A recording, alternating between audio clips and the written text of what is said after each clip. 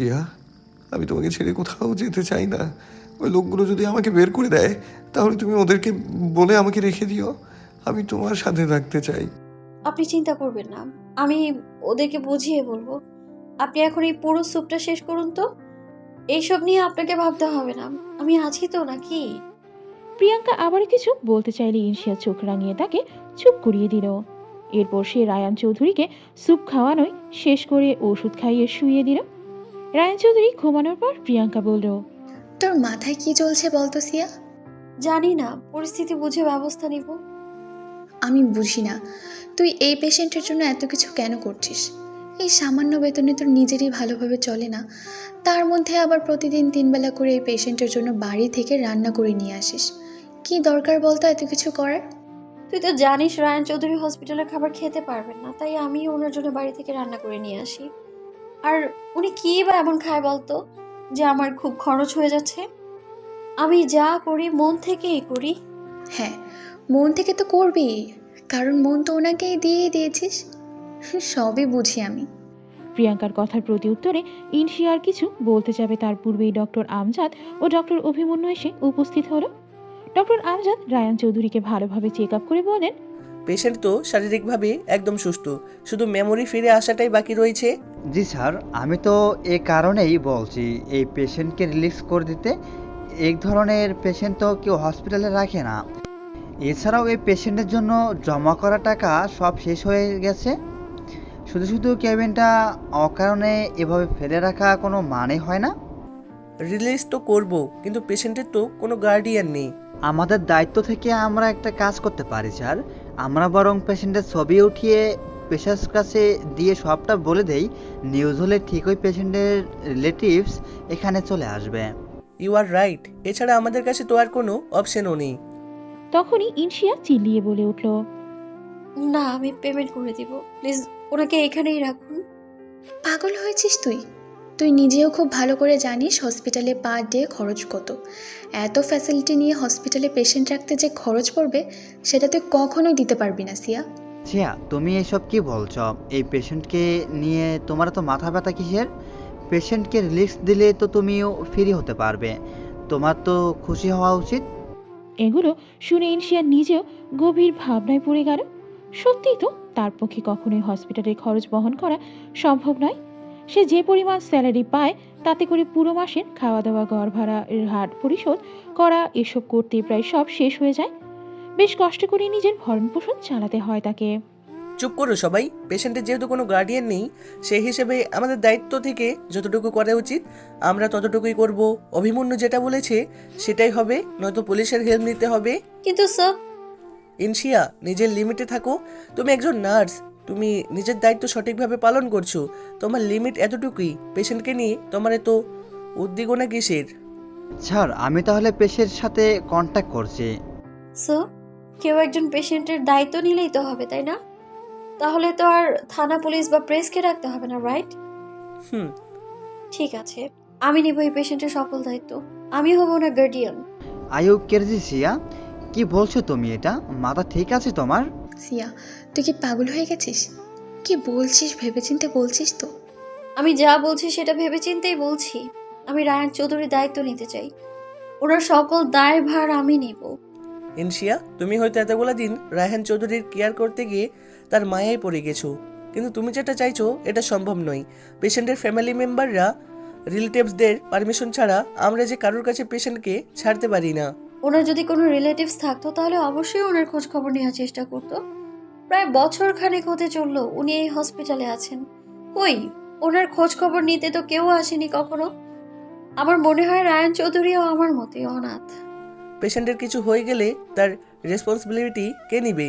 পেশেন্টের brain surgery করা হয়েছিল, এখনো মেমোরি ফেরেনি। আমরা পেশেন্টকে নিয়ে কোনো প্রকার রিস্ক নিতে চাই না। তোমার কথায় গিয়ে শেষে আমরা বিপদে পড়ে যাব। স্যার, একবার বোঝার চেষ্টা করুন, আমার কথাটা বোঝার চেষ্টা করুন। ব্যাস, অনেক হয়েছে শিয়া। অনেকক্ষণ যাবৎ তোমার ইউজুয়ালেস কথাবার্তা সহ্য করে যাচ্ছি, কিছু বলছি না বলে যা ইচ্ছা বলে যাচ্ছ। আর একটা কথা বললে তোমাকে আমি সাসপেন্ড করতে বাধ্য হব। ডক্টরের উপর দিয়ে কোনো কথা বলার রাইট তোমার নেই। সিয়া, তুমি এবার সত্যি বাড়াবাড়ি করছো। পেশেন্টের সাথে বেশি ক্লোজ হয়ে গেছো তুমি, তাই আজকে হিতাহিত জ্ঞান হারিয়ে ফেলছো। আবেগ ছেড়ে বাস্তবতায় ফিরে আসো। আমাদেরকে নিজেদের প্রফেশন নিয়ে সিরিয়াস হতে হবে। আমাদের প্রফেশনটাই এমন যে এখানে মায়া মমতা আবেগের কোনো ভ্যালু নেই। আমাদের এখানে হাজারো পেশেন্ট আসবে, আমরা যদি সবার প্রতি এরকম উইক হয়ে যাই তাহলে কিভাবে চলবে? Control yourself Siya, be strong. Inshiya doctor অভিমন্যুর কথায় গুরুত্ব না দিয়ে ডক্টর আমজাদের সামনে এসে বলতে শুরু করলো। স্যার, শুরু থেকে আজ পর্যন্ত রায়ান চৌধুরীর সকল কেয়ার আমি করেছি। ওনার জন্য কোনটা ভালো কোনটা মন্দ, ওনার কখন কি প্রয়োজন সেগুলো আমার থেকে ভালো আর কেউ জানে না। আমার কাছে থাকলে ওনার কোনো ক্ষতি হবে না, বরঞ্চ উনি ভালো থাকবেন। আমি আমার সর্বোচ্চ চেষ্টা করবো ওনাকে পুরোপুরি সুস্থ করে তোলার, ওনার মেমোরি ফিরিয়ে আনার। আপনি প্লিজ সার্বিকভাবে ভাবনা চিন্তা করে সিদ্ধান্ত নিন। আপনার যদি মনে হয় আমি ঠিক বলেছি, রায়ান চৌধুরী আমার কাছে সবচেয়ে বেশি সেফ থাকবে, তাহলে আপনি জানাবেন। আমার প্রতি আপনার রাগ বিদ্বেষ যাই থাকুক না কেন, আমি জানি পেশেন্টদের ভালোর জন্য আপনি কখনো কোনো খারাপ কোনো কিছুর প্রতি আপোষ করেন না, সেটা আমি জানি। আপনার সিদ্ধান্তের প্রতি আমার দৃঢ় বিশ্বাস আছে স্যার। আমি জানি আপনি সঠিক সিদ্ধান্তটাই নেবেন। ডক্টর অভিমন্যু কিছু বলার জন্য উদ্যত হলেই ডক্টর আমজাদ হাতের ইশারায় তাকে থামিয়ে দিলেন। তিনি কিছুক্ষণ চুপ থাকার পর একটা বড় নিঃশ্বাস ছেড়ে বললেন, ঠিক আছে, রায়হান চৌধুরীর সকল রেসপন্সিবিলিটি আমি তোমাকে দিলাম ইনসিয়া। আই থিঙ্ক আমার বিশ্বাসের মর্যাদা তুমি রাখবে। ডায়েট চার্ট ফলো করে ওকে খাবার দিবে এবং মেডিসিনগুলো রেগুলার দিবে। প্রত্যেক মাসে অন্তত একবার করে হসপিটালে নিয়ে আসবে চেক আপের জন্য। আমি সিগনেচার করে দিব। রিসিপশন থেকে রিলিজ পেপার উঠিয়ে নিও। ডক্টর আমজাদের কথা শুনে খুশিতে ইনশিয়ার চোখে পানি চলে এসেছে। সে খুশিতে আপ্লুত হয়ে বলল, thank you so much sir. Doctor Amjad আর কোনো কথা না বলে চুপচাপ কেবিন থেকে চলে গেলেন। ডক্টর অভিমন্যু ভাবতেও পারেনি যে তার প্ল্যান এভাবে ফ্লপ করবে। সে যেটা চেয়েছিল ঘটনা উল্টো তার বিপরীত হয়ে যাবে। অভিমন্যু রেগে গিয়ে বলল, অনেক বড় একটা বোকামি করলে তুমি সিয়া। একজন সিঙ্গেল মেয়ে হয়ে একটা পুরুষের দায়িত্ব নিয়েছ, পরে বুঝতে পারবে কত বড় ভুল করছো তুমি। আমাকে নিয়ে আপনার এত চিন্তা করতে হবে না, আপনি নিজের ডিউটিতে যান। আমার পার্সোনাল ম্যাটার নিয়ে এত ভাবনা চিন্তা করে আপনার মূল্যবান সময় নষ্ট করবেন না প্লিজ। ইনশিয়ার কথাগুলো শুনে ডক্টর অভিমন্যুর রাগে দ্রুত এখান থেকে চলে গেল। অভিমন্যু চলে যাওয়ার পর প্রিয়াঙ্কা ইনশিয়ার দুই কাঁধ ধরে বলল, অভিমন্যু স্যার কিন্তু ভুল কিছু বলেনি সিয়া। আবেগের বশে তুই অনেক বড় একটা ভুল ডিসিশন নিয়ে ফেলেছিস। আরে আমি তো মজা করে সবসময় বলতাম রায়ান চৌধুরীর সাথে রিলেশন করতে। আমি সিরিয়াসভাবে কখনো এসব কথা বলিনি। তুই এত বড় একটা ডিসিশন নেওয়ার আগে অন্তত আমার সাথে একবার ডিসকাস করতে পারতি। আমার যেটা সঠিক মনে হয়েছে আমি সেটাই করেছি, পরে কি হবে সেটা তখন দেখা যাবে। আমি এখন নেগেটিভ কিছু ভাবতে চাইছি না। তুই এরকমটা কেন করলি? দেখ, আমি চাই না রায়ান চৌধুরীকে নিয়ে কোনো নিউজ হোক। ওনাকে যে অবস্থায় হসপিটালে নিয়ে আসা হয়েছিল তখন ওনার কন্ডিশন অনেক সিরিয়াস ছিল। শুধু অ্যাক্সিডেন্ট নয়, ওনার শরীরে অনেকগুলো গুলিও করা হয়েছিল। কী বলছিস এসব? এত বড় একটা ঘটনা অথচ পুলিশ কেস হয়নি কেন? নর্মালি অ্যাক্সিডেন্টের কোনো পেশেন্ট আসলেই তো পুলিশকে জানানো হয়, আর সেখানে এত বড় একটা ঘটনা। রায়ান চৌধুরীকে যে লোক হসপিটালে নিয়ে এসেছিল সেই লোক আমজাদ স্যারকে রিকোয়েস্ট করেছিল পুলিশকে না জানাতে। সে এটাও বলেছিল রায়ান চৌধুরীর অনেক লাইফ রিস্ক আছে। রায়ান চৌধুরী এই হসপিটালে অ্যাডমিট আছে, এটা যদি 5 কান হয় তাহলে ওনার শত্রুরা হসপিটালেও চলে আসবে ওনাকে মারার জন্যে। আমিও সেখানে উপস্থিত ছিলাম। আমজাদ স্যার পরে আর পুলিশকে জানায়নি, কারণ ওনার ট্রিটমেন্ট শুরু করাটা বেশি জরুরি ছিল। তুই তো জানিসই আমজাদ স্যার পেশেন্টের ব্যাপারে কতটা কনসার্ন। তাহলে আজ কেন উনি এমন করছিলেন? জানি না, তবে শেষ পর্যন্ত উনি আমার কথা শুনেছেন, এই আলহামদুলিল্লাহ। শোন, যদি আজ রায়ান চৌধুরী পিক দিয়ে নিউজ করা হয় তাহলে ওনার শত্রুরা ওনার খোঁজ পেয়ে যাবে। রায়ান চৌধুরীর মেমোরি এখনও ফেরেনি, ওনার এখনও লাইফ রিস্ক আছে। আমি চাই না কোনোভাবে ওনার কোনো ক্ষতি হয়ে যাক। তাই ওনাকে বাঁচানোর জন্যেই আমি আজ এত বড় একটা ডিসিশন নিয়েছি। কিন্তু সিয়া, তুই তো আনম্যারিড, তুই ভাড়া বাসায় থাকিস। তুই যদি রায়ান চৌধুরীকে নিজের সাথে রাখিস তাহলে তো লোকজন অনেক আজে বাজে কথা বলবে। প্রিয়াঙ্কার কথা শুনে ইনশিয়া মুচকি হেসে বলল, অনাথ মেয়েদের এসব কথা গায়ে লাগে না। ছোটবেলা থেকেই আমরা মানুষের কত কটূক্তি শুনে বড় হয়েছি। আজ এসব আমাদের কাছে কিছুই মনে হয় না। নিমের তেতো রসও আমাদের কাছে মধুর মতোই মিষ্টি লাগে। সমাজের বাস্তবতা কতটা ভয়ানক সেটা আমার মতো অনাথেরাই সবচেয়ে ভালোভাবে অনুভব করতে পারে। কারণ সবচেয়ে বেশি বাস্তবতার সম্মুখীন আমাদেরকেই হতে হয়। বেঁচে থাকার জন্য ছোট থেকেই সব রকম সুযোগ সুবিধা থেকে বঞ্চিত হয়েও নিয়মিত জীবন যুদ্ধ করে আজ এত দূর এসেছি। আর এখনো নিজের সাথে জীবন যুদ্ধ করেই চলেছি। শুনেছি মানুষের জীবনে সুখ দুঃখ নাকি পাশাপাশি থাকে, কিন্তু আমার জীবনে তো দুঃখ ছাড়া কিছুই নেই। কবে যে সেই সুখের দেখা মিলবে সেই আশাতেই বেঁচে আছি।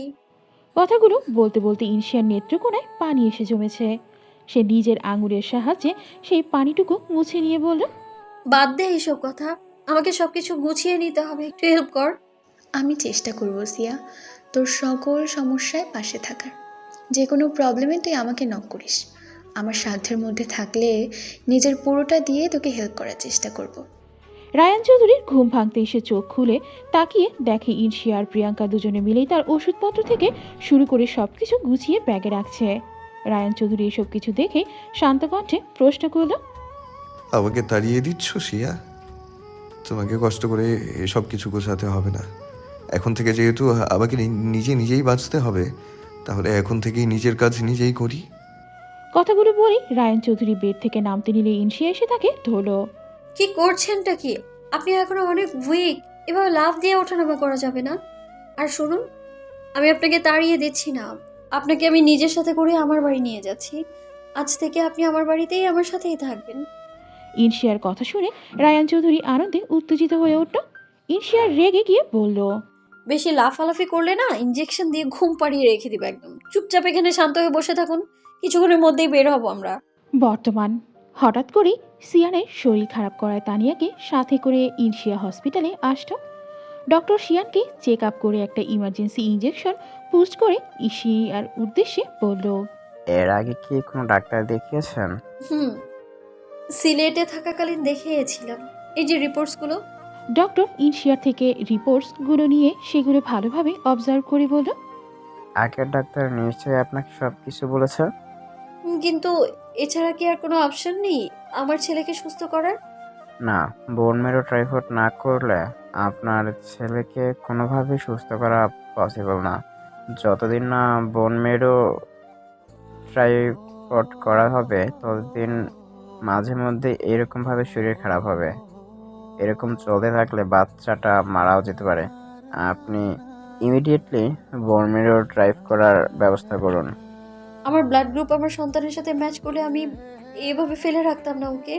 অনেক আগেই আমি বোন মেরু ট্রান্সপ্লান্ট করার ব্যবস্থা করতাম।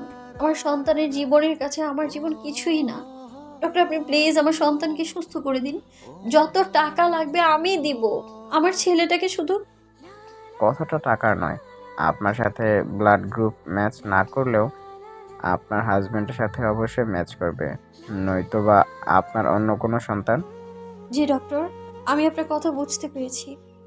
ইনশিয়ার মুখের অভিব্যক্তি লক্ষ্য করে ডক্টর বললেন, আচ্ছা, আপনি কি সিঙ্গেল মাদার? ইনশিয়া জোরপূর্বক মুচকি হাসি দিয়ে বলল, ধরে নিন অনেকটা সেই রকমই, তবে আমার হাজবেন্ড আছে। আমি আমার সন্তানের বাবাকে খুঁজে বের করে অবশ্যই এখানে আনবো আমার ছেলের ট্রিটমেন্টের জন্য। যত দ্রুত সম্ভব সেটাই করুন। বাচ্চাটার অবস্থা কিন্তু অনেক সিরিয়াস। আমি একসময় হসপিটালে নার্স ছিলাম, আমি সবটাই বুঝতে পারছি ডক্টর। তাহলে তো আপনাকে নতুন করে আমার কিছু বলার দরকার নেই। ইনশিয়া ডক্টরের সাথে আরও কিছুক্ষণ কথা বলে শিয়ানকে নিয়ে বেরিয়ে আসছেও। ইনশিয়া বাইরে আসার পর তানিয়া ছুটে এসে জিজ্ঞেস করল, শিয়ানের কি হয়েছে আপু? ডাক্তার কি বলল? তেমন কিছু না, মেডিসিন দিয়েছে, সিয়ান সুস্থ হয়ে যাবে ইনশাআল্লাহ। ইনশিয়ার কথা শুনে তানিয়া স্বস্তির নিঃশ্বাস ছাড়ল। আয়ান চৌধুরী অফিসে নিজের কেবিনে বসে ল্যাপটপে কাজ করছিল। তখনই মৃদুল এসে দরজায় নক করল। আয়ান অনুমতি দিলে সেই কেবিনে প্রবেশ করে দেখে আয়ানের অ্যাসিস্ট্যান্ট লিজা কেবিনে উপস্থিত নেই। স্বস্তির নিঃশ্বাস ছেড়ে মৃদুল আয়ানের সামনে গিয়ে বলল, কেমন গেল গত রাতটা? Not bad. কিসে নট ব্যাড? কখনো তো ভালো বলতে পারিস। ওদিকে তুই নাইট এনজয় করিস আর এদিকে সব দিক সামলাতে হিমশিম খেতে হয় আমাকে। লিজা তো আজকাল আবার একটু বেশি প্রশ্নবাদী হয়ে গেছে। তোদের এসব অ্যাংজাইটি সামলাতে সামলাতে না একসময় আমি নিজেই পটল তুলবো। এত চটে আছিস কেন? কি হয়েছে? গত রাতে যে দুটো মেয়েকে তুলেছিলি ওদের মিসিং কেস নিয়ে নিউজ হয়েছে, সেটা জানিস কি? ওহো, জানবি কি করে তুই? তুই তো নিজ কর্মে মত্ত ছিলি। অন্য কিছু দেখার মতো টাইম আছে নাকি তোর? আয়ান চৌধুরী ডোন্ট কেয়ার ভাব নিয়ে এক পায়ের উপর আরেক পা উঠিয়ে আরাম করে বসে বলল, এরকম নিউজ তো প্রায়শই হয়, জার্নালিস্টদেরও তো পেট চালাতে হবে। তোর এই শান্ত রূপ দেখলে না আমার রাগ হয়, বিশ্বাস কর। এত বড় বড় ক্রাইম করার পরেও তুই কিভাবে এত শান্ত থাকিস সেটা তুইই ভালো জানিস।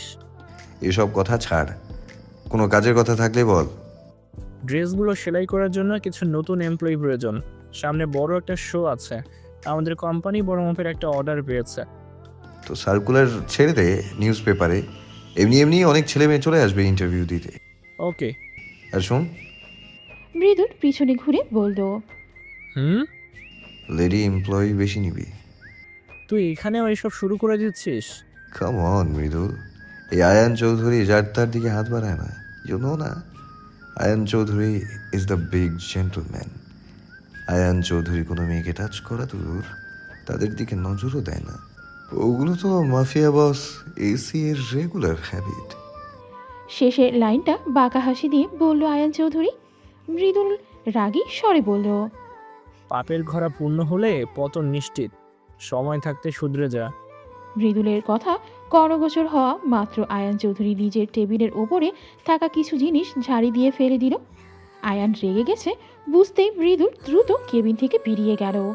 মৃদুল বাইরে এসে জোরে জোরে নিঃশ্বাস ফেলতে ফেলতে নিজে নিজেই বলতে শুরু করলো, জীবনের প্রতি মায়া মনে হয় দিনকে দিন লোপ পাচ্ছে আমার। তা না হলে কি যেচে নিজের কবর নিজে খুঁড়তে যাই? ঘুমন্ত সিংহের কাছে গিয়ে নাকে সুড়সুড়ি দিয়ে ঘুম ভাঙাচ্ছি মরার জন্য।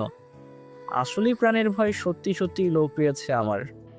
মৃদুলকে আয়ানের কেবিনের বাইরে দাঁড়িয়ে থেকে বিড় করতে দেখে লিজা এসে বলল, are you okay sir, anything wrong? No no, everything is okay. আমি শুধু নিজের সাথে একটু কথা বলছিলাম আর কি। ও আচ্ছা। লিজা আয়ানের কেবিনে প্রবেশ করতে গেলেই মৃদুল তাকে থামিয়ে দিয়ে বলল, একদমই না, একদম ভেতরে যেও না। সিংহ জেগে আছে, সামনে গেলেই ধর থেকে মাথা আলাদা করে চিবোবে। কিসব আবল তবল বলছেন স্যার, পথ ছাড়ুন। আয়ান স্যারের থেকে এই ফাইলগুলো সাইন করে নিতে হবে। মৃদুল লিজার হাত থেকে ফাইলগুলো নিয়ে বলল, তুমি যাও, আমি ফাইলগুলো সাইন করিয়ে নেব। It's emergency sir. নিকুচি করেছি এমার্জেন্সির, আগে প্রাণ পরে কাজ। কিছু বলবেন স্যার? আচ্ছা, আপনি এত ঘাবড়ে আছেন কেন? এসে চলছে তবুও আপনি ঘেমে যাচ্ছেন। তুমি অতিরিক্ত প্রশ্ন করো লিজা, বেশি কথা বলা স্বাস্থ্যের জন্য ক্ষতিকর। Sorry sir. এত কথা না বলে যাও এখান থেকে। কিন্তু ফাইলগুলো? আমি এসব বুঝে নেব, তোমাকে যেতে বলেছি, যাও। লিজা আর কথা না বাড়িয়ে এখান থেকে চলে গেল। বেশ কিছুক্ষণ পরেই আয়ান নিজেকে সামনে নিয়ে বাইরে আসলো। মৃদুল কেবিনের বাইরে দরজার সামনে দাঁড়িয়েছিল আয়ানের বের হওয়ার অপেক্ষায়।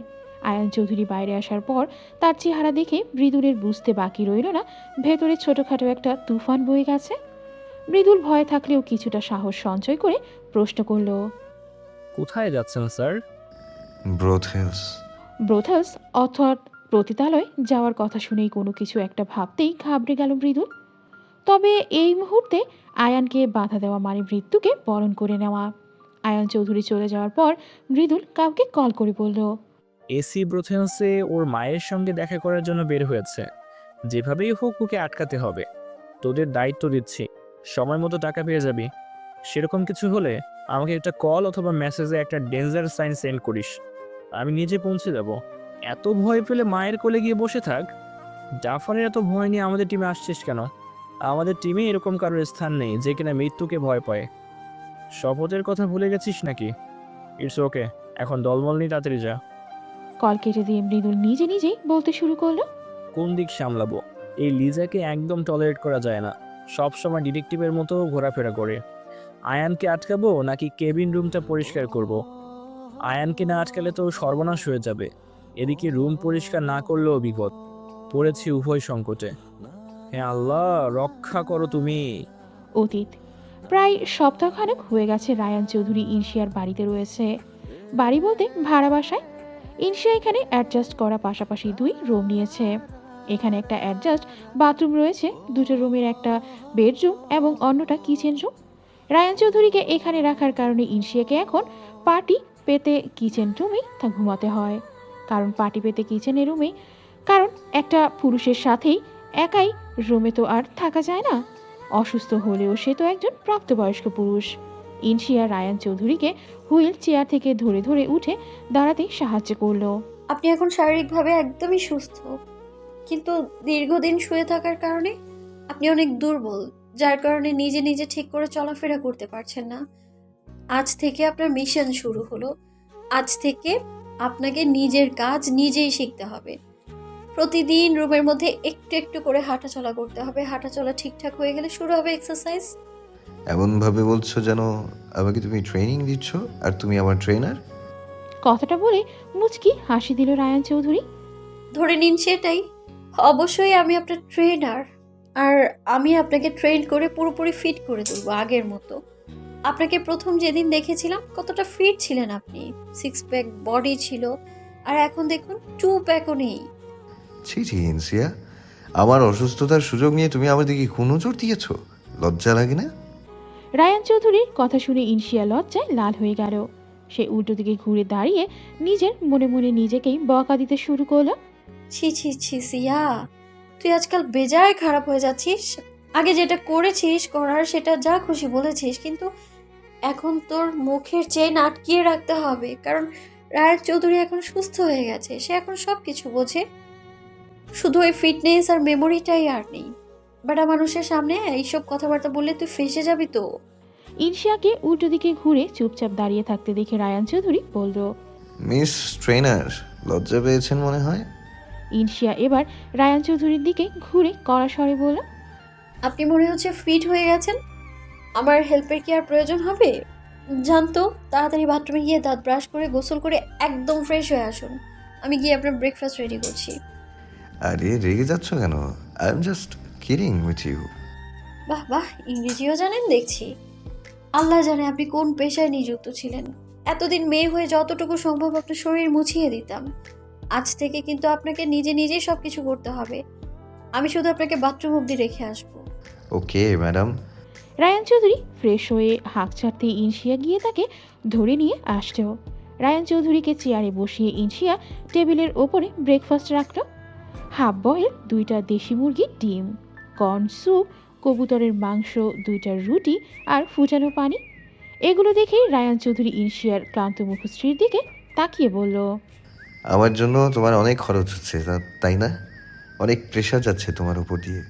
খরচ হচ্ছে হোক, আপনার এত চিন্তা করতে হবে না এখন। তবে নিশ্চিন্ত হয়েও থাকবেন না, ওকে? কারণ আপনার মেমোরি ফিরে আসলে ঠিক টাকাগুলো আমি উসুল করে নিব। আর বাকি রইল কাজের প্রেশার, এটা কোনো বিষয়ই না, কারণ আপনি আমার রেসপন্সিবিলিটি আর আমি আপনার ডিউটি পালন করছি। ইনশিয়ার বলা শেষের কথাগুলো শুনেই মনটা খারাপ হয়ে গেল রায়ান চৌধুরীর। কারণ ইনশিয়ার সঙ্গে থাকতে থাকতে ইনশিয়ার প্রতি তার অন্যরকম এক ভালো লাগা সৃষ্টি হয়েছে। হয়তো সেটা ভালোবাসাও হতে পারে। তাই তো ইনশিয়ার মুখে এ ধরনের কথা শুনে তার খারাপ লাগছে। রায়ান চৌধুরীকে চুপচাপ বসে থাকতে দেখে ইনশিয়া তার মুখের সামনে আঙুল দিয়ে চুটকি বাজিয়ে বলল। এই হ্যালো, খাওয়া বাদ দিয়ে কোন জগতে হারালেন? খাবার ঠান্ডা হয়ে গেলে আবার গরম করতে পারবো না, তাড়াতাড়ি খেয়ে নিন। কেন, আবার গরম করতে গেলে তোমার অসুবিধা হবে নাকি? অভিমানী গলায় বলা রায়ান চৌধুরীর কথা শুনে ইনশিয়া শান্ত হয়ে বলল। আপনি জানেন আমি একটা মস্ত বড় পাগলি আর বাঁচালো। কখন কি বলে দিই নিজেও জানি না। তবে আমার কোনো কথায় খারাপ লাগলে সেটা মানুষের ব্যর্থতা, কারণ আমি অত কিছু ভেবে চিন্তে কিছুই বলি না। সো আমার কোনো কথা শুনে মন খারাপ করবে না, ঠিক আছে? আর আমাকে এখন হসপিটালে যেতে হবে, তাই রেডি হব। অনেক দিন হসপিটালে যাওয়া হয় না। হসপিটাল থেকে কল করে আজ ডেকেছে আমায়, এই কারণেই বললাম খাবার আবারও গরম করে দিতে পারবো না। ইনশিয়ার কথাগুলো শুনে রায়ান চৌধুরী স্বস্তি পেলেও মুখে কিছু বলল না। সে চুপচাপ খাওয়া শুরু করে দিল। রায়ান চৌধুরীর প্রতি উত্তর অপেক্ষায় ইনশিয়া কিছুক্ষণ দাঁড়িয়ে থেকেও কোনো উত্তর না পেয়ে চলে যেতে নিলেই রায়ান চৌধুরী জিজ্ঞেস করল। তুমি খেয়েছো? না, পরে খেয়ে নিব। তুমি আমার খেয়াল রাখলেও নিজের প্রতি অনেক বেশি অবহেলা করো সিয়া। এখনই আমার সাথে বসে খেয়ে নেবে তুমি। লেট হয়ে যাবে। রায়ান চৌধুরী এবারে ধমক দিয়ে বলল। তুমি খাবে মানে এখনই এই মুহূর্তে খেতে বসবে। একটু খাবার খেতে পুরো একটা দেরি হবে না তোমার। চুপচাপ খেতে বসো। আপনি ধমকাচ্ছেন আমায়? হ্যাঁ, বাঁকা লাঠিকে কিভাবে সোজা করতে হয় সেটা আয়ান চৌধুরী ভালোভাবেই জানে। উইক হলেও আমি এতটাও উইক নই যে তোমাকে শাসন করতে পারবো না। তুমি একটা সেলফ কেয়ারলেস মেয়ে। আপনি কিন্তু আমায় ফোর্স করছেন। কেয়ার করছি, আর এখন থেকে আমরা একে অপরকে কেয়ার করব, মানে তুমি আমাকে আর আমি তোমাকে। ইনশিয়ার কথা না বাড়িয়ে নিজেও খাবার নিয়ে বসে পড়ল। এরপর রেডি হয়ে সে বের হওয়ার আগে রায়ান চৌধুরীর উদ্দেশ্যে বলল, শুনুন, কিচেনে স্যালাইন, পানি আর কাটা ফল রাখা আছে, ঘন্টাখানেক পর গিয়ে খেয়ে নেবেন। আজ এটা আপনার আরেকটা মিশন, নিজে গিয়ে খাওয়া। আর আমার ফিরতে দুপুর হবে, আপনি ততক্ষণ রেস্ট করুন। আর যদি পারেন একটু হাঁটাচলা করবেন। ও হ্যাঁ, মাথায় প্রেশার দিয়ে কিছু মনে করতে যাবেন না, আমি থাকবো না, পরে আপনার প্রবলেমস হতে পারে। রিফ্রেশ মাইন্ডে থাকার চেষ্টা করবেন। স্যালারি পেলে অল্প টাকা দিয়ে আপনার জন্য একটা বাটন ফোন কিনে দেব। এই কিছুদিন একটু কষ্ট করুন। আমি তাহলে বের হলাম। রায়ান চৌধুরী প্রত্যুত্তরে শুধু বলল, দেখে শুনে যেও আর নিজের খেয়াল রেখো। ইনশিয়া মুচকি হাসি দিয়ে বেরিয়ে গেল। দুপুরে ইনশিয়া বাড়ি ফেরার পথে রাস্তার একজন প্রতিবেশী আন্টি ইনশিয়াকে দাঁড় করিয়ে বলল, জি আন্টি, বলুন। তোমার কি কোনো আত্মীয় এসেছে নাকি? কথাটা শোনা মাত্রই বেশ ঘাবড়ে গেল ইনশিয়া। সে ঘাবড়ে গিয়ে বলল, কই না তো, কেন আন্টি? না মানে তোমার ঘর থেকে আওয়াজ পাচ্ছিলাম, তাই সকালে তো তোমাকে দেখলাম বেরিয়ে যেতে। বাড়িতে তো আর কারোর থাকার কথা না, তাই। ওই মানে আমার একজন ফ্রেন্ড এসেছিল আন্টি। আসলে আমি একটা জিনিস নিতে ভুলে গিয়েছিলাম, তো তাই ওকে পাঠিয়েছিলাম নিয়ে যাওয়ার জন্য। ও আচ্ছা, তা এই কদিন হাসপাতালে গেলে না যে? ছুটি ছিল নাকি? না আন্টি, আসলে আমার একটু শরীর খারাপ ছিল, তাই ছুটি নিয়েছিলাম। ডিউটি করে আসলে অনেক ক্লান্ত আছো, যাও ঘরে যাও। ইনশিয়া তড়িঘড়ি করে ঘরে এসে দেখে রায়ান চৌধুরী ফ্লোরে বসে আছে। ইনশিয়া রাগী কণ্ঠে বলল, এই শীতের সময় ঠান্ডা মেঝেতে বসে আছেন কোন খুশিতে? আমাকে দেখি কি তোমার মনে হয় আমি শখ করে বসে আছি? তাছাড়া কি? পড়ে গেছি আর উঠতে পারছি না। ইনশিয়া হঠাৎ চিৎকার দিতে রায়ান চৌধুরীর উৎফুল্ল হয়ে বলল, এত চিৎকার করো না, তেমন কিছু হয়নি আমার, এই একটু চোট লেগেছে আর কি। আপনার জন্য চিৎকার করছি না আমি, আমার মগটা কেন ভেঙেছেন সেটা বলুন। আপনি জানেন এই মগটা আমার কত শখ করে কর করে 350 টাকা দিয়ে কিনেছিলাম। আমি ইচ্ছে করে ভাঙিনি শিয়া, জুস খাওয়ার পর রাখতে যাব তখনই ওটা হাতে নিয়েই পড়ে গেছি। খুব ভালো কাজ করেছেন। আজ আমার শখের জিনিস ভাঙলেন, আর 2 দিন পর আমার সম্মানটাও খোয়াবেন। আজ তো একটা আন্টি সন্দেহ করেছেই, কোনো রকমে ম্যানেজ করেছি আমি, কবে না জানি ধরা খেয়ে যাই। কেন, কি হয়েছে? আরও আওয়াজ করুন ঘরের মধ্যে। ইনশিয়া একরাশ বিরক্তি নিয়ে রাগে গজগজ করতে করতে রায়ান চৌধুরীকে উঠে দাঁড়াতে হেল্প করলো। তাকে বিছানায় বসিয়ে দিয়ে সে লেগে পড়ল মগটার ভাঙা টুকরোগুলো তুলতে। এরপর সে কাপড় নিয়ে বাথরুমে চলে গেল। ইনশিয়ার চেহারা দেখে বোঝা যাচ্ছে মেয়েটা ভেতরে ভেতরে বেশ কষ্ট পেয়েছে। নিজের অসতর্কতার জন্য রায়ান চৌধুরীও বেশ খারাপ লাগছে ইনশিয়ার জন্য। কেটে গেল আরও কিছুদিন। ইনশিয়া রায়ান চৌধুরীকে চেক আপ করিয়ে বাড়ি ফেরার পথে দাঁড়ালো একটা ফুচকার দোকানে। বেশি করে ঝাল দিয়ে বেশ তৃপ্তির সাথে একের পর এক ফুচকা মুখে পুড়ে যাচ্ছে ইনশিয়া। রায়ান চৌধুরী চুলের উপর বসে থেকে ইনশিয়ার খাওয়া পর্যবেক্ষণ করছে আর কয়টা ফুচকা সে খেলো সেটা গণনা করছে। ইনশিয়া এটা খেয়াল করে বলল, আমার খাওয়ার দিকে না তাকিয়ে থেকে নিজেও এসে খেতে পারেন, আমি তো আর আপনাকে নিষেধ করিনি। না, তুমিই খাও, এসব বাইরের খাবার আমি খাই না। আসছে লাট সাহেব, বাইরের খাবার খান না, ঢং। এরই মধ্যে প্রিয়াঙ্কার সাথে দেখা। সে এদিক দিয়েই যাওয়ার সময় ইনশিয়াকে দেখে এগিয়ে আসতো। কি রে, পেশেন্টকে নিয়ে এখানে কি করিস? চেক আপ করাতে নিয়ে এসেছিলাম, যাওয়ার সময় ফুচকা দেখে দাঁড়িয়ে গেলাম। জানিস তো ফুচকা দেখলে আর লোভ সামলাতে পারি না। তো এখানে খাওয়ার কি দরকার? কলেজে তো মেলা হচ্ছে, ওখানে চল। ওনাকে রেখে কিভাবে যাব বল? ওনাকে? তাই না, কেন রে, নাম ধরে ডাকলে ক্ষতি কি? নাকি সামথিং ইজ রং মেহনা? অবশ্য ছেলেটা কিন্তু অনেক ভালো। চুপ কর, এমন কিছুই না। আচ্ছা বাদ দে, চল মেলায় যাই। আমিও একটু রিফ্রেশমেন্টের জন্য 3 দিনের ছুটি নিয়েছি। তুই যা, আমার যাওয়া হবে না। ওনাকে মেলায় এত ভিড়ের মধ্যে নিয়ে যাওয়াটা ঠিক হবে না। যদি কোনো প্রবলেমস হয় তাহলে তো আমরা দুজন সামলাতে পারবো না ওনাকে। আরে কিছু হবে না, চল তোরা। উনি এখনো পুরোপুরি সুস্থ হননি, এত ভিড়ের মধ্যে গেলে কোনো প্রবলেম হতেই পারে। আগাম এত কিছু ভেবে মস্তিষ্ককে কষ্ট দিস না। প্রিয়াঙ্কা রায়ান চৌধুরীর সামনে গিয়ে হ্যান্ডশেক করার জন্য তার দিকে হাত বাড়িয়ে দিয়ে বলল, হাই, আমি প্রিয়াঙ্কা, ইনসিয়ার বেস্ট ফ্রেন্ড। রায়ান চৌধুরী সালাম দিয়ে বলল, সরি, আমি মেয়েদের টাচ করি না। Wow, how loyal. আপনার মতো ছেলে যদি ঘরে ঘরে হতো তাহলে কতই না ভালো হতো। একটা কথা বলি, আমার বান্ধবী কিন্তু অনেক ভালো মেয়ে, এমন মেয়ে লাখে একটা হয়। আমি জানি, কিন্তু কিন্তু আপনিও আপনার বান্ধবীর মতোই বাচাল। কথাটা শুনে প্রিয়াঙ্কা মুখ কালে করে ইনশিয়ার কাছে আসতেই ইনশিয়া পিঞ্চ মেরে বলল, কেমন দিল রে? খুব ভালো ছেলে তাই না? মেলায় চল।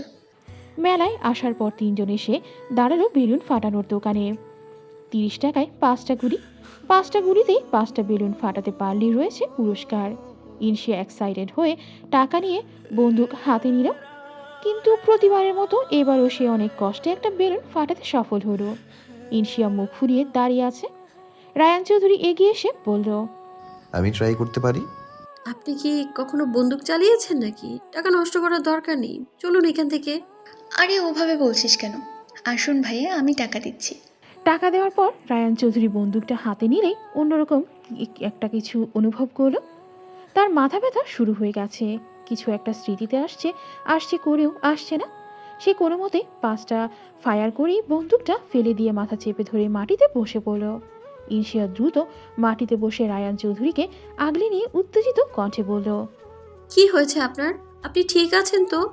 খুব কষ্ট হচ্ছে তাই না? কিছু হবে না, একটু কষ্ট করুন, আমি এক্ষুনি আপনাকে হসপিটাল নিয়ে যাচ্ছি। প্রিয়াঙ্কা, অটো দাঁড় করা একটা, তাড়াতাড়ি কর। কয়েকজন সহায়তায় ইনশিয়া ও প্রিয়াঙ্কা রায়ান চৌধুরীকে অটোতে উঠিয়ে হসপিটালের উদ্দেশ্যে রওনা দিল। রায়ান চৌধুরীকে সেন্সলেস অবস্থায় দেখে ডক্টর আমজাদ রেগে গিয়ে বলেন, ঘন্টাখানেক আগেই তো দেখলাম একদম ঠিক ছিল, হঠাৎ করে কি হলো? আসলে স্যার, আমি ওনাকে নিয়ে। প্রিয়াঙ্কা ইনশিয়াকে থামিয়ে দিয়ে নিজেই বলতে শুরু করলো, স্যার, আমরা সিয়ার বাড়িতেই যাচ্ছিলাম। মেলায় ফায়ারিংয়ের আওয়াজ পেয়ে হঠাৎ করেই রায়ান চৌধুরী অসুস্থ হয়ে পড়ে, মাথা চেপে ধরে মাটিতে বসে চিৎকার শুরু করে দেয়। আমরা আশেপাশের মানুষজনের সহায়তায় ওনাকে গাড়িতে তুলে নিয়ে আসার সময় গাড়ির মধ্যেই উনি সেন্সলেস হয়ে গেছে। ডক্টর আমজাদ হোসেন আর কথা না বাড়িয়ে রায়ান চৌধুরীকে একটা ইমার্জেন্সি ইনজেকশন দিয়ে দিল। আই থিঙ্ক পেশেন্টের পুরনো কোনো স্মৃতি ফিরে এসেছে, অথবা এই ফায়ারিংয়ের সাথে তার কোনো সম্পর্ক আছে। সো ওনাকে যখন হসপিটালে নিয়ে আসা হয় তখন তো ওনার শরীরে বুলেটের ক্ষত ছিল। আমার মনে হয় ফায়ারিংয়ের আওয়াজে সেই সময়ের কোনো কিছু মনে হতেই এরকমটা হয়েছে ওনার। ইললজিক্যাল কিছু না, maybe Inshiya is right. Doctor অভিমন্যুর কথা শুনে ডক্টর আমজাদ বললেন, পেশেন্টকে প্রপার কেয়ারিংয়ের মধ্যে রাখা হচ্ছে কিনা সেটাও ইম্পর্টেন্ট, মিস ইনসিয়া। জি স্যার। তুমি কি নিজের দায়িত্ব সঠিকভাবে পালন করছো নাকি? না স্যার, আমি ওনার প্রতি কখনো কোনো অযত্ন করিনি। আমি ওনার প্রত্যেকটা বিষয়ে ভালোভাবে খেয়াল রাখি। কতটুকু দায়িত্ব পালন করছো সেটা তো আজকের কন্ডিশন দেখি বুঝতে পেরেছি। এনিওয়েজ, আমি ইনজেকশন দিয়ে দিয়েছি, আর কিছু মেডিসিন আছে। সেন্স আসলে পেশেন্টকে নিয়ে যাবে, আর মেডিসিনগুলো বাইরের ফার্মেসি থেকে কিনে নিও। কথাগুলো বলেই ডক্টর আমজাদ চলে গেলেন। প্রিয়াঙ্কা ইনশিয়ার কাঁধে হাত রেখে বলল, টাকা আছে তো তোর কাছে? না হলে আমি দিচ্ছি। না, লাগবে না। ইনশিয়া চুপচাপ রায়ান চৌধুরীর পাশে গিয়ে বসে তার মুখের দিকে তাকিয়ে আছে। প্রিয়াঙ্কা আবারও কিছু বলতে গেলে ইনশিয়া রাগী কণ্ঠে বলল, তোকে বারবার করে বলেছিলাম মেলা যাব না, কিন্তু জোর করে নিয়ে গেলি আমাদের। ওনার কাছে বন্দুক দিতে না করলাম সেটাও শুনিসনি। আজ যদি বড় কিছু হয়ে যেত তাহলে কি হতো বলতো? একজন মেমোরিলেস পেশেন্টকে এভাবে সবকিছুতে অ্যালাউ করা যাবে না। মাফ করে দে, আমি বুঝতে পারি এরকমটা হবে। পেশেন্টের ব্যাপারে ইনশিয়াকে এত সিরিয়াস হতে দেখে ডক্টর অভিমন্যু বেশ জেলাসি ফিল করছে। শিয়া, তুমি একটু বেশি বাড়াবাড়ি করছো না? দেখো, এই সময় এরকমটা হওয়া একদমই নর্মাল। বাইরে আসার পর ওটা দেখার পর পুরনো কোনো মেমোরি মাথায় চলে আসলে এমনটা হবে। এভাবে তো ধীরে ধীরে এই মেমোরি ফিরে আসবে। ইনশিয়া ডক্টর অভিমন্যুর কথার কোনো প্রত্যুত্তর করল না। তুমি আমাকে ইগনোর করছো শিয়া, এতটা ইমোশনাল হয়ে যেও না যে পরবর্তীতে কষ্ট পেতে হবে। মেমোরি ফিরে আসলে যখন তোমাকে ছেড়ে চলে যাবে তখন এই অভিমন্যুর কথা ঠিকই মনে পড়বে তোমার। কথাগুলো বলেই ডক্টর অভিমন্যু রেগে মেগে চলে গেল। অভিমন্যু চলে যাওয়ার পর স্বস্তির নিঃশ্বাস ছাড়ল ইনশিয়া। ইনশিয়া ও প্রিয়াঙ্কা রায়ান চৌধুরীকে নিয়ে ইনশিয়ার ঘরে প্রবেশ করার সময় গতদিনের সেই প্রতিবেশী আন্টির সাথে আরও একজন প্রতিবেশী তাদের দিকে এগিয়ে এসে বলল, ছেলেটা কে? ইনসিয়া? এ সময় প্রতিবেশীদের দেখে ঘাবড়ে গেল ইনসিয়া। সে কাঁপা কাঁপা গলায় কোনো মতে বলল, ও ও হলো আমার ফ্রেন্ড। দুজন অবিবাহিত মেয়ে একটা জোয়ান ছেলেকে নিয়ে ঘরে ঢুকছো, ব্যাপারটা কেমন দেখায় না? আসলে ওরা একটা কাজে এসেছে, আমরা একসঙ্গে হসপিটালে কাজ করি। হসপিটালের কাজ আবার বাড়িতেও হয় নাকি? কি 7-5 বুঝাইতে চাও আমাদের? এই মেয়ের ভাবচক্কর আজকাল সুবিধা লাগে না আমার কাছে। এই তো কয়েকদিন আগেও ওকে প্রশ্ন করলাম বাড়িতে কে এসেছে, ও বলল ফ্রেন্ড এসেছিল। তা ফ্রেন্ড কি প্রতিদিনই আসে নাকি? প্রতিদিনই তো ঘরের মধ্যে আওয়াজ পাই। আবার এই ফ্রেন্ড কখন আসে কখন যায় সেটাও তো কারোর চোখে পড়ে না। এই জন্যই ব্যাচেলার মেয়েদের ঘর ভাড়া দিতে হয় না। এবার কখন কি করে ঘরে ছেলে নিয়ে আসে নাকি আকাম কুকাম করে বলা তো যায় না। শেষে পাড়ার বদনাম হবে আর আমাদের নাম খারাপ হবে। আমাদের ঘরের ছেলে মেয়েদেরকেও তো মানুষ ওই চোখেই দেখবে। দেখুন আন্টি, আপনারা শুধু শুধু এই সমস্ত কথাবার্তা বলছেন। এরকম কিছুই না, আমরা একটা প্রয়োজনে এসেছি, কাজ হয়ে গেলেই চলে যাব, ব্যাস। তোমাকে কিছু বলছি না মা, কানাঘুষো তো শুনছি আমরা। একজন বলল সকালে নাকি ইনসিয়া আর ওই ছেলেটাকে ঘর থেকে একসাথে বের হতে দেখেছে। এরা দুজন একসাথে থাকে নাকি কি জানি, সত্যিটা কি? রায়ান চৌধুরী এবার রেগে গিয়ে বলল, মুখ সামলে কথা বলুন আপনারা। অনেকক্ষণ যাবৎ সিয়াকে নিয়ে আজে বাজে কথা বলে যাচ্ছেন। ধৈর্যের একটা সীমা আছে। চোরের মায়ের আবার বড় গলা, লজ্জা করে না গলা উঁচিয়ে কথা বলতে? চেঁচামেচি দেখে আশেপাশের আরও লোকজন এসে উপস্থিত হলো। সবাই ইনসিয়া ও রায়ান চৌধুরীকে নিয়ে উল্টাপাল্টা কথা বলছে। এক পর্যায়ে একজন লোক বলল, শোনো, আমাকে আর এই পাড়ায় রাখা যাবে না। বাড়িওয়ালাকে জানানো হয়েছে কালকেই চলে আসবে। তোমার জন্য আমরা আমাদের পাড়ার বদনাম হতে দিব না। দেখে তো সাদাসিধে মেয়েই মনে হয়, ভেতরে ভেতরে এত কিছু। ঘরে ছেলে এনে রাত কাটায়, পতিতাবৃত্ত শুরু করে দিয়েছে এখানে। বাপ মা না থাকলে ছেলে মেয়েরা তো উচ্ছেন যাবেই। অনাথ আশ্রমে বড় হয়েছে তো, তাই ঠিক শিক্ষাই পায়নি। এখানে এভাবে নোংরামি না করে নিষ্পত পল্লীতে গেলেই তো পারো। নষ্টা মেয়ে ছেলে কোথাকার। ইনসিয়া দাঁড়িয়ে থেকে নীরবে শুধু চোখের পানি ফেলছে। প্রিয়াঙ্কা বুঝে উঠতে পারছে না কি বলে পরিস্থিতি স্বাভাবিক করবে। রায়ান চৌধুরী আর সহ্য করতে না পেরে চিৎকার করে সকলের উদ্দেশ্যে বলল, আপনারা জানতে চেয়েছিলেন না আমি কে, আমার সাথে ইনসিয়ার কি সম্পর্ক? তাহলে শুনুন, আমি ইনসিয়ার হাজব্যান্ড। হ্যাঁ, ইনসিয়া আমার ওয়াইফ। রায়ান চৌধুরীর কথা শুনে সবাই ভরকে গেল। ইনসিয়া ও প্রিয়াঙ্কা দুজনেই বিস্ফোরিত চোখে তাকালো রায়ান চৌধুরীর দিকে। কিছুক্ষণ পর একজন বলল, আবারও আমাদের টুপি পরানোর চেষ্টা করছে।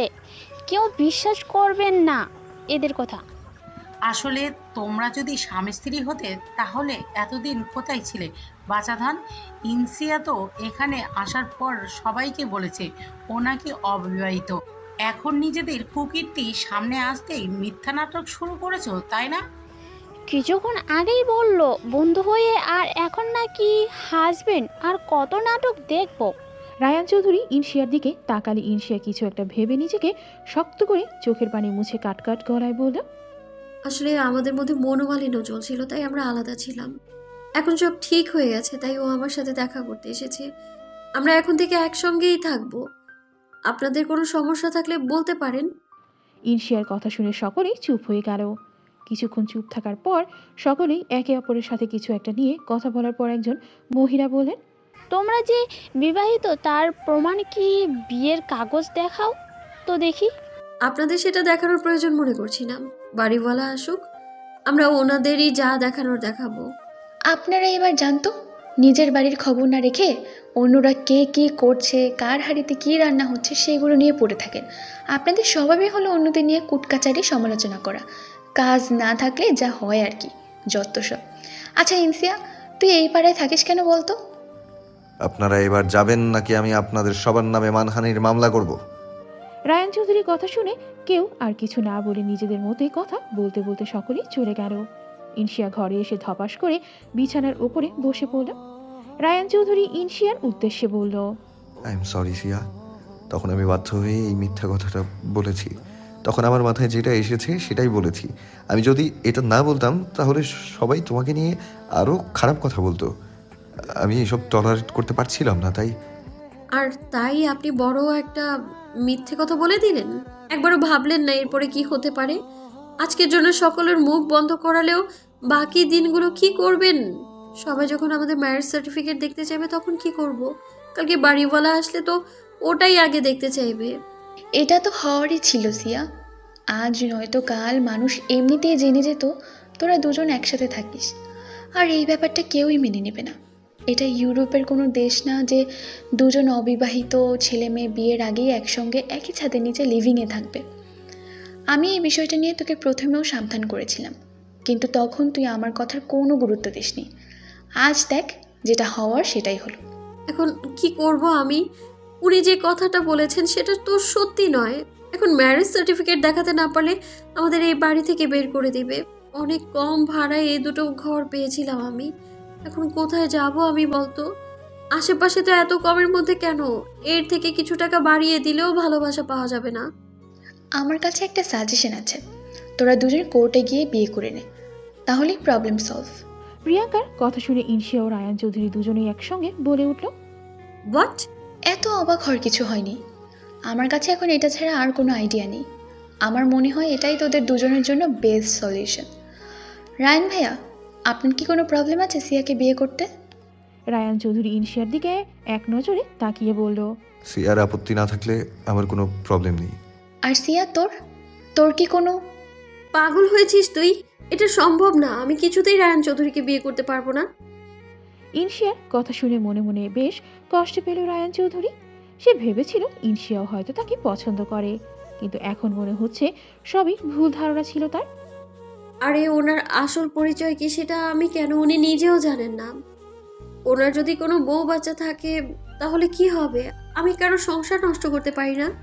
কিন্তু তুই তো নিজেই বলেছিলি যে রায়ান চৌধুরী কোনো রিলেটিভস বা ফ্যামিলি মেম্বার নেই, থাকলে ঠিকই ওনার খোঁজ করতো। সেটা আমি কেন বলেছি তুই নিজেও জানিস সেটা।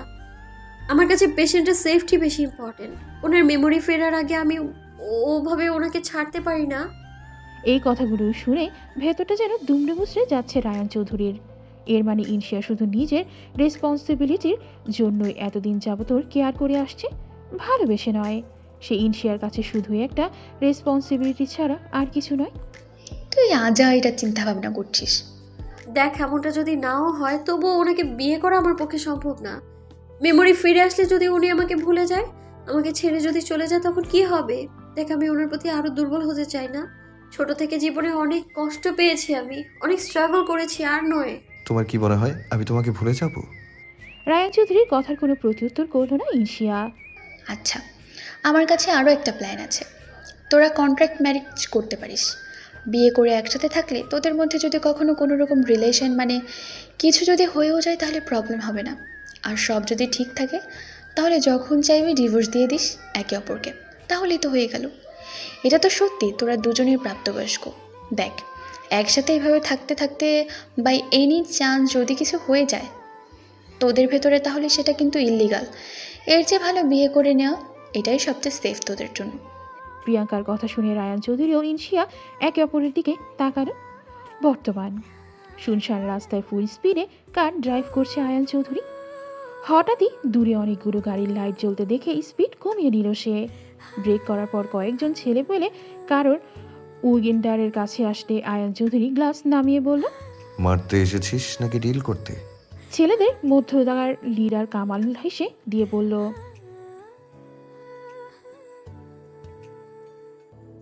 কাজের কথা বল। হোয়াট? এত বড় একটা ইভেন্টের কোনো ইনফরমেশন আমার কাছে তো নেই। খবর পাকা তো?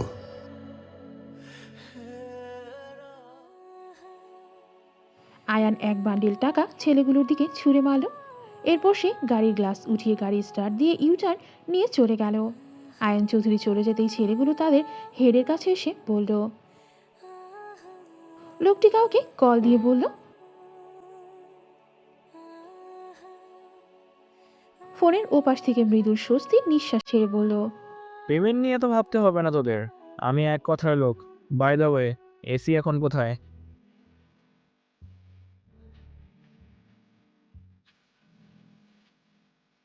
লোকটার কথা শুনে মৃদুলের হাত থেকে ঠাস করে ফোনটা নিচে পড়ে গেল। তার মুখ দেখে আপনা আপনি বেরিয়ে আসতো এটাই বাকি ছিল। অতীত। রাতে ঘুমানোর জন্য মেঝেতে বিছানা করছে ইনশিয়া।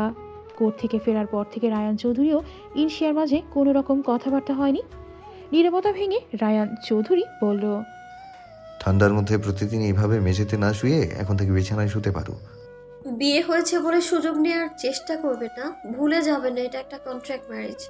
আপনি আমার রেসপন্সিবিলিটি, আপনার প্রোটেকশনের জন্য আমাকে যত কিছু করতে হবে আমি সবটা করব।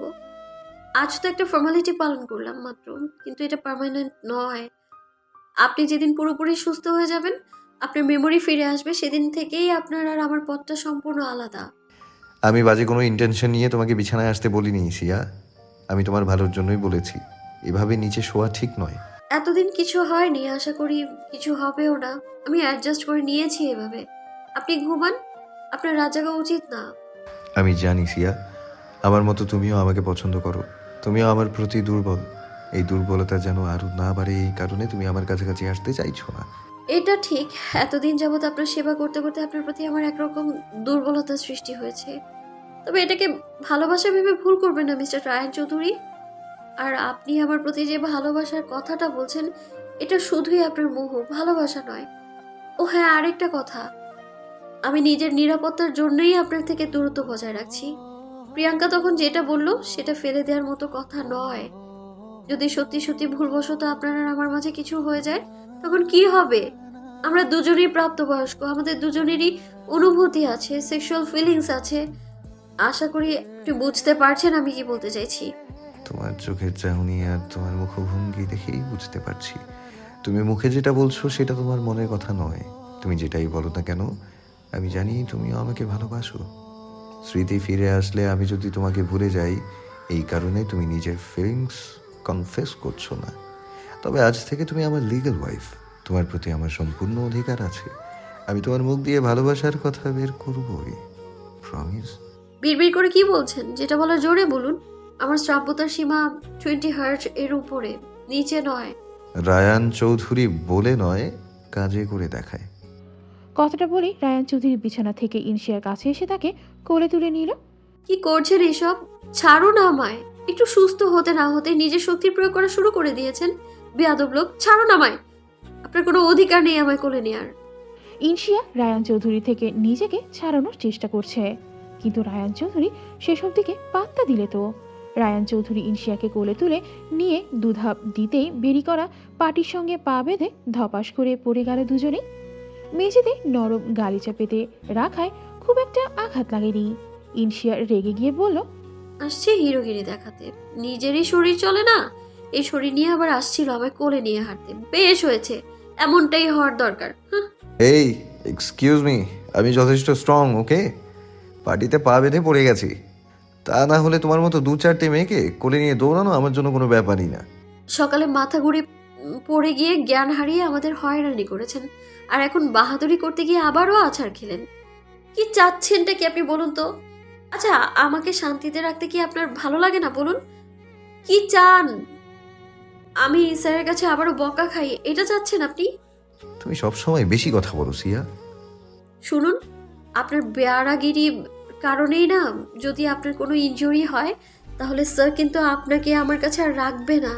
অবশ্যই তো একদিক থেকে ভালোই হবে, আমার মাথার উপর থেকে চাপ কমবে। ইনজুরি আর আমার?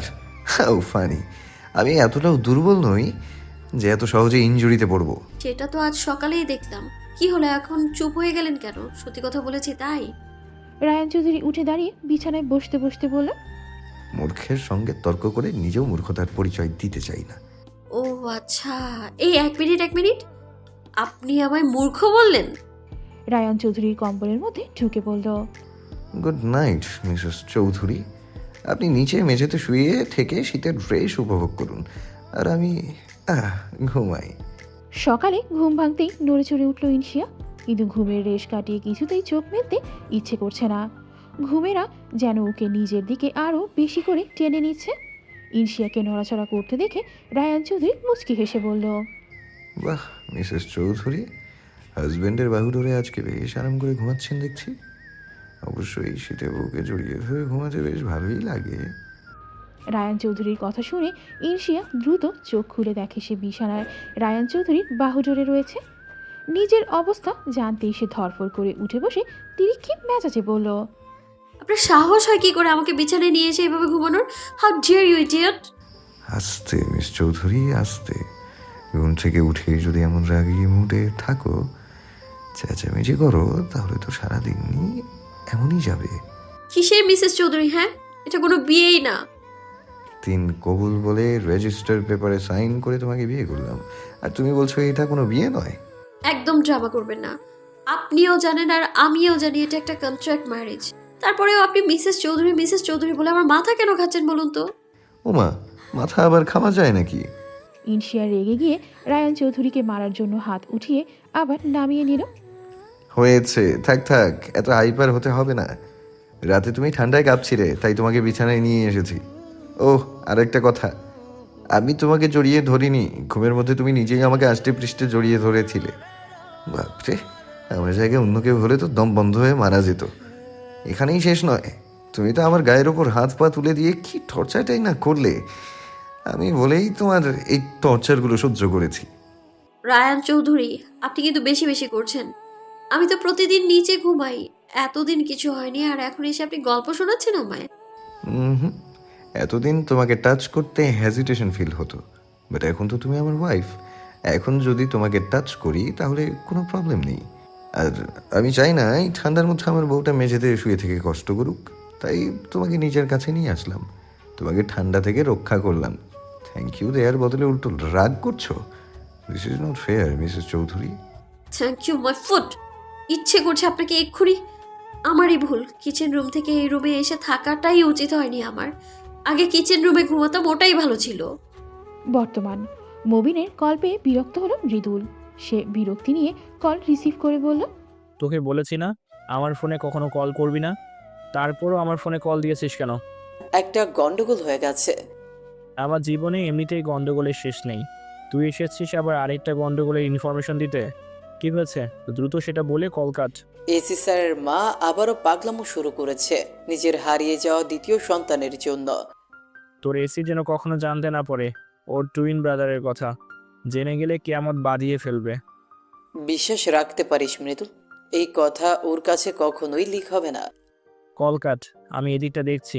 আর হ্যাঁ, যখন তখন আমাকে এইভাবে কল দিবি না। আমি চাই না আয়ান কোনোভাবে জেনে যাক তোর সাথে আমার লিঙ্ক আছে। ও যখন বিজনেস আর গ্যাং একে অন্যের সাথে পৃথক রাখতে চায় তখন সেটা হতেই হবে। আরে রিল্যাক্স, এসি আমার এই নাম্বারের ব্যাপারে জানে না।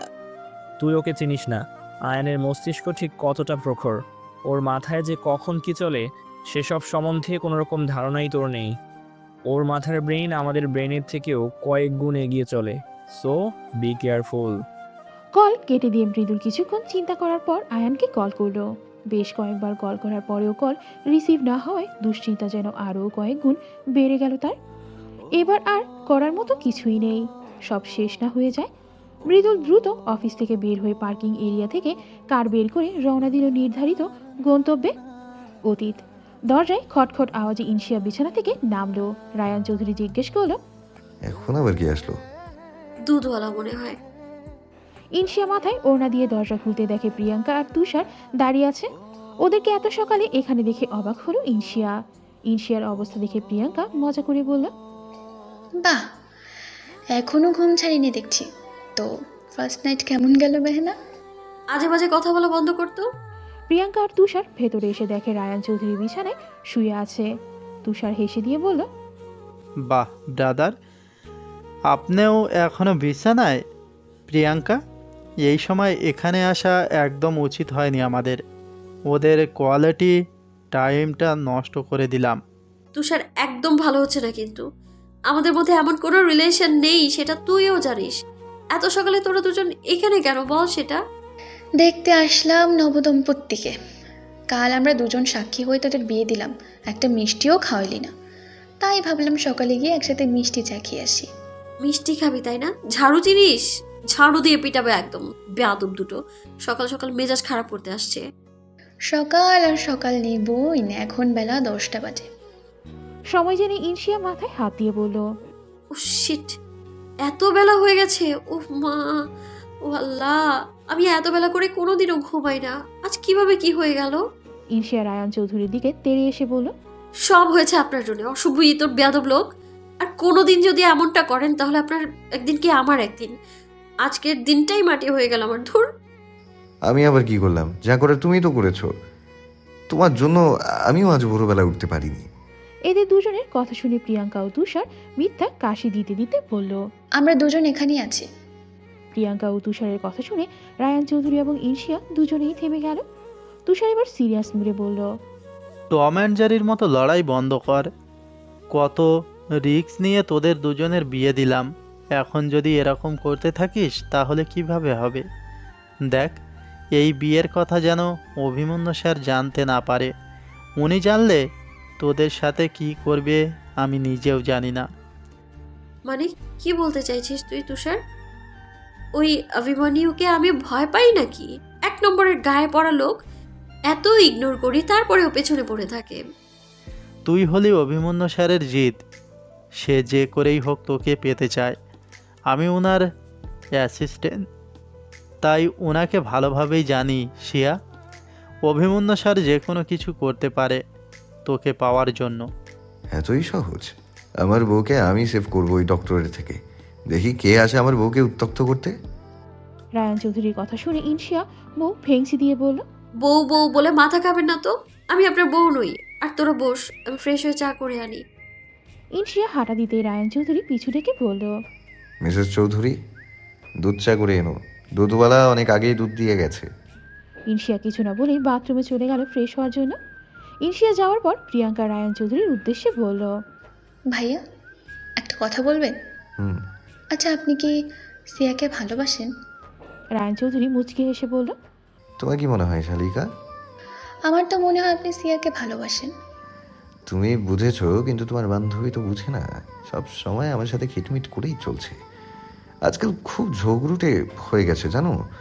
কবে যে আমার ভালোবাসা বুঝবে? আরে ব্রো, রিল্যাক্স। মেয়ে মানুষ সব বুঝেও না বোঝার অভিনয় করে, বুঝলে? অবশ্যই যে মজা নেয়। ওরা এত সহজে নিজেদের ফিলিংস কনফেস করে না। প্রিয়াঙ্কাও প্রথমে এমনই করছিল, আর এখন দেখো ও আমার গার্লফ্রেন্ড। এখানে ইনশিয়া তো আমার বউ। ঠিক পটে যাবে। ধৈর্য ধরে চেষ্টা চালিয়ে যাও আর অপেক্ষা করো। তুষারের কথাগুলো শুনে প্রিয়াঙ্কা চোখ গরম করে তাকালো তুষারের দিকে। এরপর সে রায়ান চৌধুরীর দিকে তাকিয়ে বলল, ওর কথা কানে নেবেন না ভাইয়া, আমার কথা শুনুন। সিয়া আপনাকে ভালোবাসে, বুঝলেন? আসলে ও ভয় পায় আপনি যদি ওকে ছেড়ে চলে যান, তাই। কি বলুন তো, মেয়েটা না ছোট থেকে অনেক স্ট্রাগল করে বড় হয়েছে, জীবনে অনেক কষ্ট পেয়েছে, কাছের মানুষদের থেকে ধোঁকা পেয়েছে, তাই ও সহজে কোনো সম্পর্কে জড়াতে চায় না। এটা ওর ভুল ধারণা। আমি কখনোই ওকে ছেড়ে যাব না। আমি ওকে ভালোবাসি। আপনার স্মৃতি ফিরে আসলে যদি আপনি ওকে ভুলে যান, এই ভয়টাই ওর বেশি। এমনটা কখনোই হবে না। সিয়াকে ভুলে যাব আমি? It's impossible.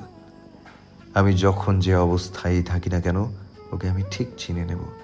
আমি সিয়াকে বোঝাবো, আপনি শুধু ওর পাশে থাকবেন, ওকে কখনো ছেড়ে যাবেন না প্লিজ। আমিও চাই না সিয়া আর কোনো কষ্ট পাক। আচ্ছা, আপনারা দুজন কথা বলুন, আমি ওকে হেল্প করি। প্রিয়াঙ্কা কিচেনে এসে দেখে ইনশিয়া আনমনে দাঁড়িয়ে আছে। কড়াইয়ে ভেজিটেবল পাকোড়াগুলো পুড়ে যেতে শুরু করেছে। প্রিয়াঙ্কা গ্যাসের চুলা বন্ধ করে ইনশিয়ার কাঁধে হাত রেখে বলল, কিরে, কি ভাবছিস? ইনশিয়া চমকে উঠে নিজেকে সামনে নিল। কই কিছু না তো। এই রে, পাকোড়াগুলো তো অনেকটাই পুড়ে গেছে। আমি চুলা অফ করে দিয়েছি। এমন আনমনা হয়ে আছিস যে, কি ভাবছিস বলতো? রায়ান ভাইকে নিয়ে ভাবছিস, তাই না? আমি না দিন দিন আরো দুর্বল হয়ে যাচ্ছি ওনার প্রতি। জড়িয়ে যাচ্ছি আমি ওনার সাথে। কি করব বলতো? আমার মনে হচ্ছে ওনার দায়িত্ব নেওয়া উচিত হয়নি আমার। আজকাল উনি অনেক বেশি ছেলে মানুষই করছে জানিস। ওনাকে কি করে বোঝাবো? ওনার কথায় আমি কখনোই আসতে পারবো না। এমন চলতে থাকলে একদিন সত্যি সত্যি আমাদের মধ্যে যদি কিছু একটা হয়ে যায়, যেটা ঘটা উচিত না, তখন কি হবে বল? আমি বলি কি, তুই রায়ান ভাইকে হাজব্যান্ড হিসেবে অ্যাকসেপ্ট করে নে। কি? দেখ, আমি জানি তুই রায়ান ভাইকে ভালোবাসিস, আর রায়ান ভাইয়াও তোকে অনেক ভালোবাসে। তাহলে কিসের এত দূরত্ব, কিসের এত দ্বিধাবোধ? ভবিষ্যতে কি হবে না হবে সেটা ভেবে বর্তমানটাকে কেন নষ্ট করছিস? তুই এই কথা বলছিস? তুই তো জানিস সবই প্রিয়াঙ্কা, তারপরেও। দেখ, তুই যেটা ভাবছিস এমন কিছুই হবে না।